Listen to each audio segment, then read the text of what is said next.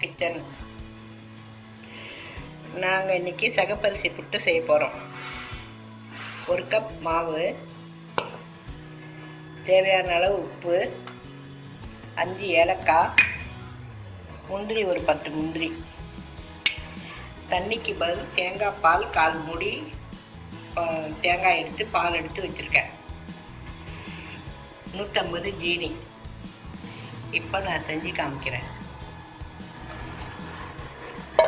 மாவு இதில் போட்டுக்கணும். தேவையான அளவு உப்பு இருக்குது, போதும்.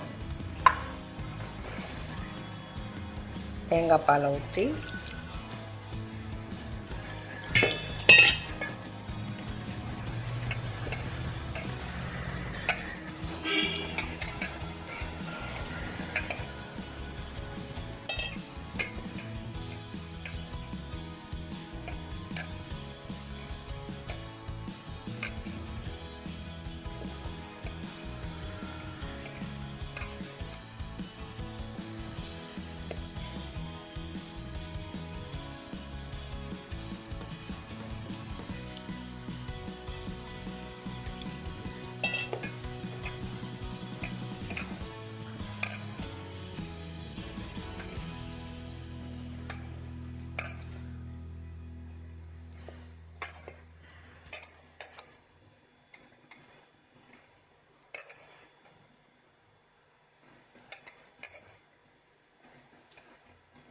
தேங்காய் பால் நம்ம எடுத்து வச்சுக்கணும்.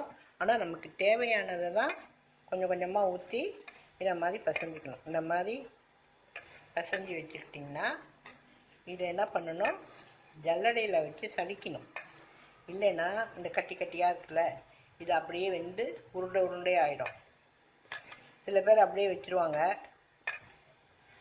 பாருங்கள், இப்படி ஜல்லடையில் போட்டு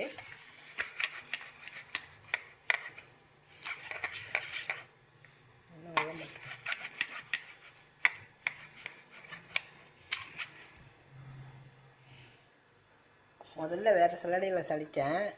அது ரொம்ப நைஸ் சல்லடையாக போயிடுச்சு. கொஞ்சம் பெரிய சல்லடை கண் உள்ளதை எடுத்துக்கிட்டு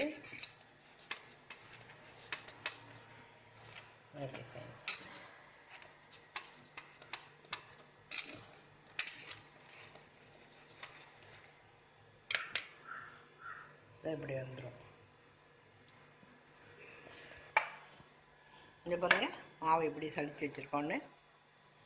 அரிசி புட்டு செய்யும்போது கூட நீங்கள் இந்த மாதிரி மாவு செஞ்சு வச்சிங்கன்னா ரொம்ப நல்லாயிருக்கும். இந்த இட்லி பானையில்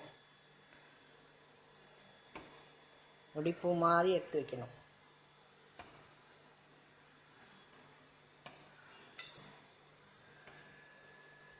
சில நம்ம தண்ணி ஊற்றிட்டு உருண்டை உருண்டையாக சின்ன சின்ன உருண்டையெல்லாம் இருக்கும்.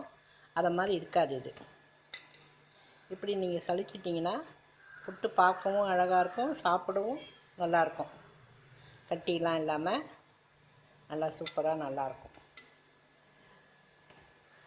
இந்த மாவில் கூட பால் கொழுக்கட்டை செய்யலாம். அந்த அரிசியில் கூட சுடு தண்ணி ஊற்றி நல்லா பிசைஞ்சிட்டு பாசிப்பருப்பு போடாமல் நல்லா வேக வச்சுட்டு வெல்லம் போட்டு தேங்காய் போட்டு அது ஒரு நாளைக்கு நான் செஞ்சு காமிக்கிறேன்.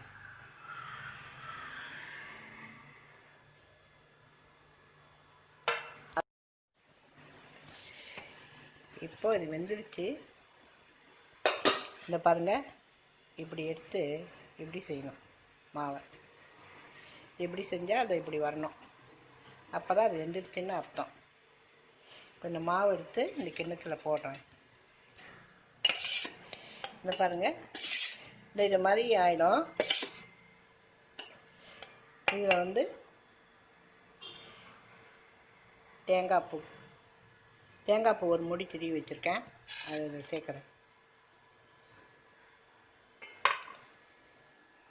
ஜீனி போட்டு நான் 150 ஜீனி வச்சுருக்கேன். போட்டு பார்த்துக்கிட்டு அதுக்கப்புறம் கலந்துக்கலாம்.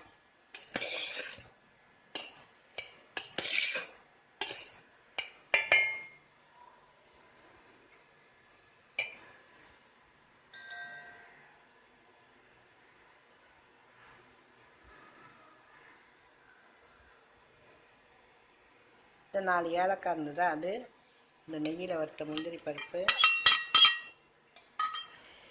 இதை போட்டு நல்லா கிளறிட வேண்டியதுதான். பாருங்கள் எப்படி இருக்குது, பார்க்கவே அழகாக இருக்குல்ல. நமக்கு வந்து நிறைய நெய் வேணாலும் ஊற்றிக்கலாம். நாங்கள் வந்து ரொம்ப நெய் சாப்பிட மாட்டோம், அதனால் கொஞ்சமாக முந்திரி பருப்பில் போட்டு வறுத்து கொட்டியிருக்கேன். இது எவ்வளோ நெய் ஊற்றினாலும் ரொம்ப சூப்பராக இருக்கும். நாட்டு சர்க்கரை போட்டு சாப்பிட்லாம். இந்த ஜீனி போடாதவங்க நாட்டு சர்க்கரை போட்டு சாப்பிட்லாம், அதுவும் ரொம்ப டேஸ்டியாக இருக்கும்.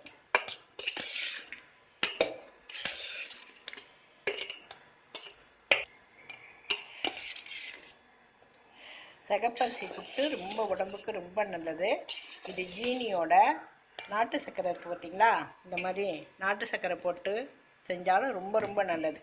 இது அடிக்கடி செஞ்சு சாப்பிட்டா உடம்புக்கு ரொம்ப பலு கொடுக்கும், நல்லா இருக்கும். இது